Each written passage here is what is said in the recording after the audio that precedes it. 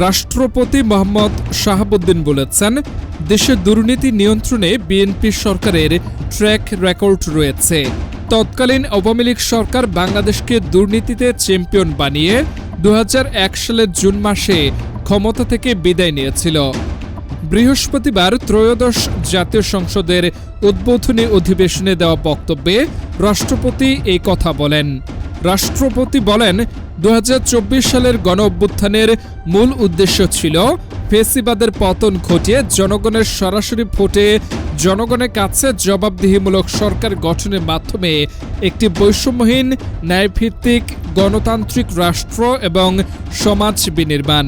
সেই লক্ষ্য অর্জনে ফ্যাসিবাদ পতন পরবর্তী সরকার কর্তৃক রাষ্ট্র মেরামতের অংশ হিসেবে জনগুরুত্বপূর্ণ খাত সংস্কারের লক্ষ্যে 11টি সংস্কার কমিশন গঠন করা হয়েছিল। রাষ্ট্রপতি বলেন, বর্তমান সরকারও করব কাজ, গড়ব দেশ, সবার আগে বাংলাদেশ এই স্লোগানকে উপজীব্য করে নির্বাচনী ইশতেহার ঘোষণা করে জনগণের ম্যান্ডেট অর্জন করেছে। ইশতেহারে রাষ্ট্র মেরামতের সংস্কারে গণতন্ত্র, জবাবদিহিতা ও সুশাসন এই 3টি বিষয়কে অগ্রাধিকার দেওয়া হয়েছিল। বর্তমানে সরকারের সব পরিকল্পনা বাস্তবায়নের জন্য প্রয়োজন কঠোর হস্তে দুর্নীতি নিয়ন্ত্রণ এবং আইন শৃঙ্খলা পরিস্থিতির উন্নয়ন। এই 2টি বিষয়ে সর্বোচ্চ অগ্রাধিকার দিয়ে বর্তমান সরকার দৃঢ়তার সঙ্গে কাজ করছে।